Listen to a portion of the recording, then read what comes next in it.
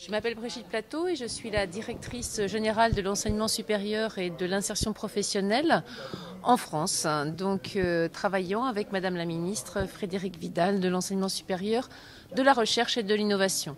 Je suis donc très heureuse d'être ici avec vous, Monsieur le ministre, chers collègues, afin d'inaugurer cette première conférence Sénégal-France sur l'enseignement supérieur, la recherche et l'innovation, qui est un événement scientifique qui fait suite aux engagements de nos présidents et de vous, Monsieur le ministre, et de la ministre, Madame Frédérique Vidal, de l'enseignement supérieur. D'accord. Qu'est-ce qu'on peut retenir de cette conférence concrètement?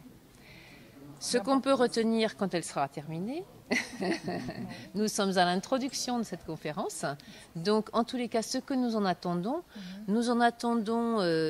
des pistes supplémentaires. En effet, les relations franco-sénégalaises en matière d'enseignement supérieur sont nombreuses, riches, mais il s'agit de faire toujours plus, encore plus, puisque l'enjeu de la formation de notre jeunesse est un enjeu majeur de nos deux pays.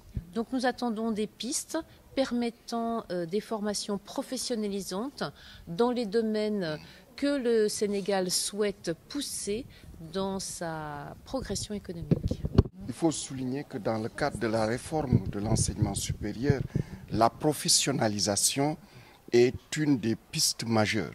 Et c'est dans ce sens-là que les instituts supérieurs d'enseignement professionnel, ISEP, sont créés.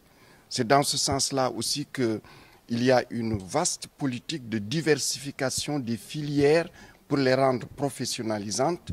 Et aujourd'hui, on peut noter que depuis 2013, plus de 260 nouvelles filières professionnelles ont été créées dans les universités.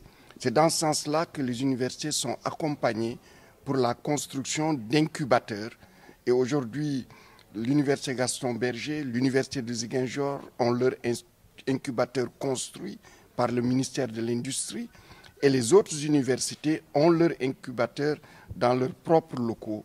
Et nous avons rencontré mardi dernier le délégué général à l'emploi rapide qui, lui, va apporter des financements aux start-up de nos étudiants.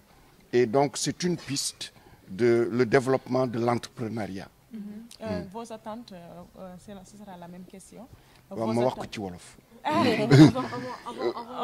Quelles sont les réalisations de la coopération depuis sa création? Alors ça va être très difficile parce que depuis 1960 et bien avant 1960, évidemment, le Sénégal était en coopération avec la France. Il ne faut pas oublier que l'université Cheikh Anta Diop de Dakar, lorsqu'elle s'appelait Université de Dakar, à sa création, faisait partie de l'Académie de Bordeaux. Donc, pour dire simplement que la coopération est ancienne. Mais ces dernières années, je peux citer beaucoup de pistes de coopération, puisque chacune de nos universités est en relation avec des universités françaises, avec des centres de recherche et de coopération françaises, dans les enseignements de master, dans des enseignements de doctorat, des enseignants-chercheurs français interviennent, dans l'encadrement de thèses, des enseignants-chercheurs français interviennent, dans les jurys de thèse et dans les équipes de recherche. Il y a aussi un certain nombre de nos enseignants qui interviennent aussi dans les formations en France.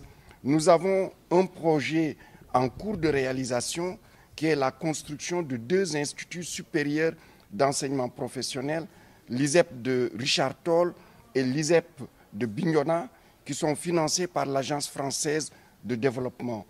Nous avons aussi l'université du Sine Saloum El Hadj Ibrahima Niass, qui a créé en coopération avec Agrignum. Agrignum, c'est le consortium des établissements d'enseignement supérieur, de recherche, qui interviennent dans l'agriculture, l'agroforesterie, etc. en France.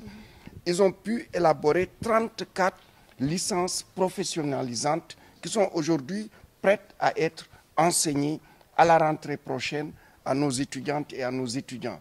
Il y a le projet Lab Khalat Defar, qui est le projet qui implique la coopération française, particulièrement le SCAC, et l'école polytechnique de Thiès, l'école supérieure polytechnique de l'Université Cheikh Anta Diop de Dakar, l'Institut polytechnique de Saint-Louis, pour la mise en place de Fab Lab, d'imprimantes 3D, et c'est un projet qui est déjà en cours de mise en œuvre.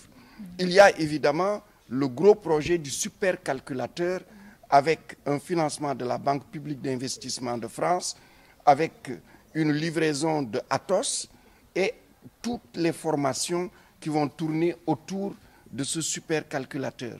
Il y a la plateforme de génétique moléculaire qui est en cours d'élaboration avec Evry et Génopole, et il y a aussi beaucoup d'autres projets comme le projet avec Ariane, avec Airbus, et donc c'est une avec la SNCF nous venons exactement, nous venons de travailler avec la SNCF pour la création d'un centre d'excellence africain dans la mobilité urbaine.